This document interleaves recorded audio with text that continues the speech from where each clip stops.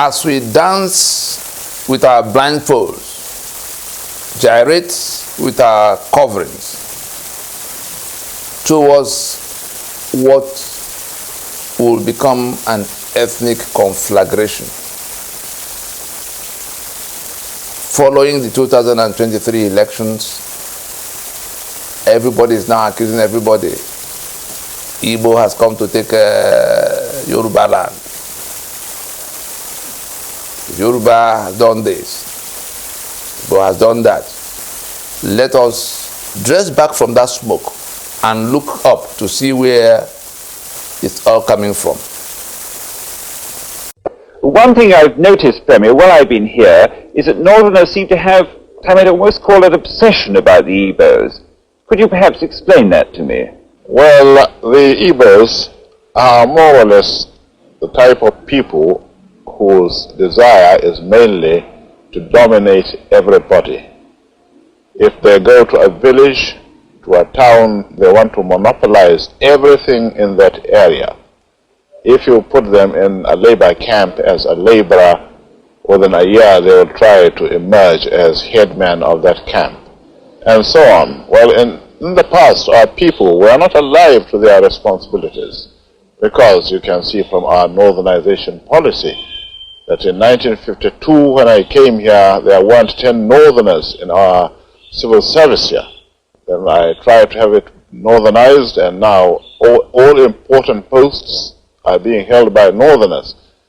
Is this policy of filling all key posts in the north solely with northerners and not with other Nigerians a temporary or permanent one? In actual fact, what it is a northerner first. If you can't get a northerner, then we take an expatriate like yourself on contract.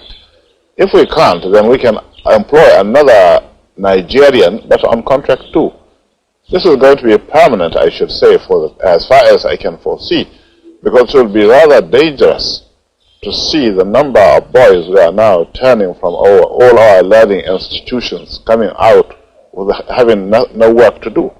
I'm sure whichever government of the day might be, it will feel rather embarrassed, and it might even lead to bloodshed. Doesn't this damage the idea, sir, of all people in all regions in Nigeria being fellow citizens of one country? Well, it might, but you are, new to our region, but how many northerners are employed in the east or in the west? The answer is no. And if there may be 10 laborers employed only in the two regions. At every electoral round, things are thrown up. If it is not accusation of corruption, it will be accusation of ethnic agenda to dominate. Meanwhile, the one making the Fulani that originate those allegations, those accusations, are actually the ones doing a lot more of those things than anybody else.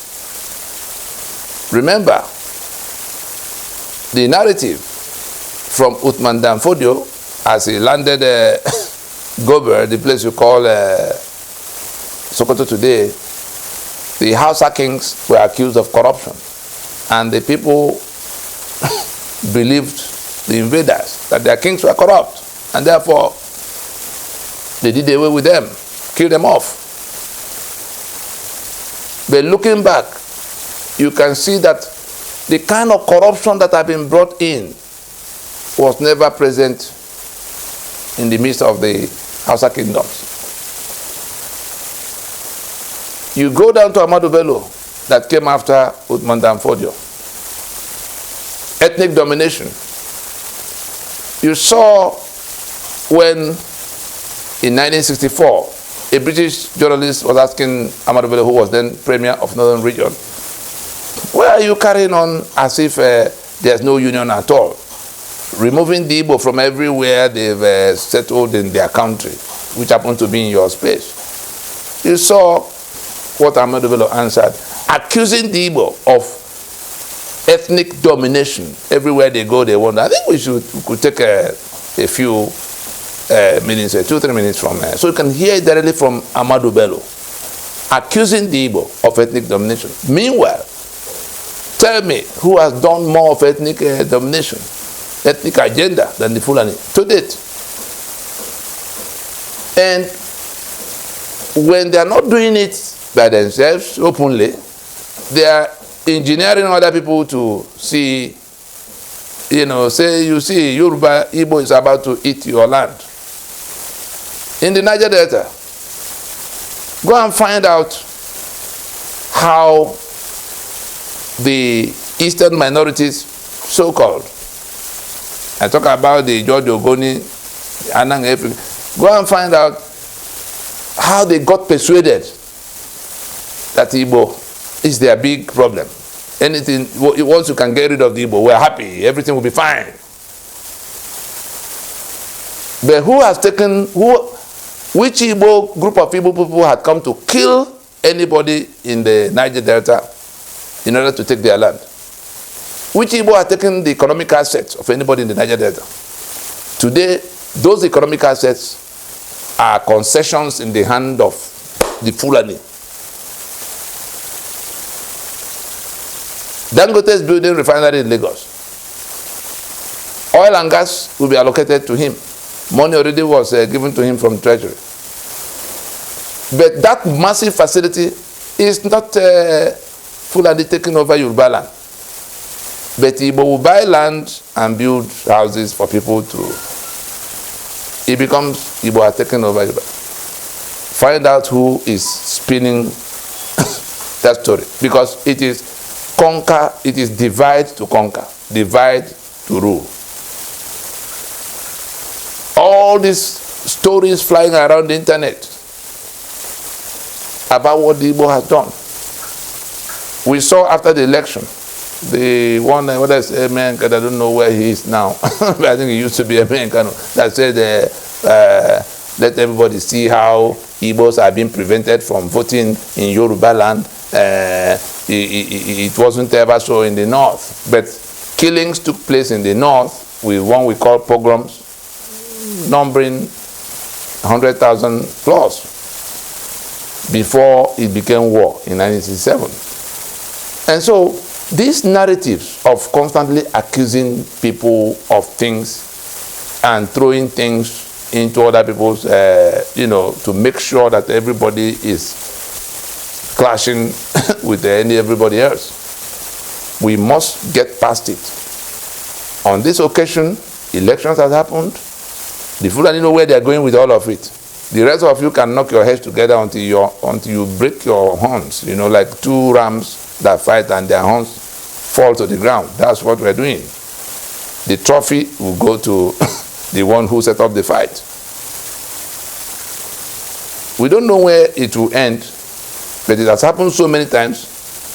The only difference is that on this occasion, something bigger than election is coming. A bigger monster, a monster bigger than that monster that have been eating us up, is in operation, is awake and charged to defeat the monster that have been dealing with it. The monster that swallowed the mandate of Peter Obi the other day. That monster is going down. And it is Ninas is that bigger monster than the monster that had done all of what we have seen across the last 60 years. 62 now, to be 63 in October.